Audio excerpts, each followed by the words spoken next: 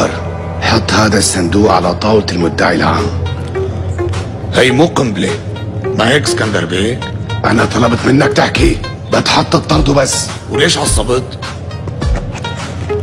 يعني إذا قنبلة مشان نعرف شلون نمرقها، هي كمان إلها أصولها. ولك إذا بدي أقتل المدعي العام ليش لحتى فشر غرفته؟ الزلمة بده يخاف ما يلاحي لي فدات. طيب معناتها أنت شو حاطط فيه؟ ليش لا يخاف المدعي العام؟ خلينا نعرف يومين ثلاثة ونستفيد من الشغلة. طلع لبرا ولك، اطلع. شو عم تحكي مع رفيقتك انت؟ اطلع من وشي.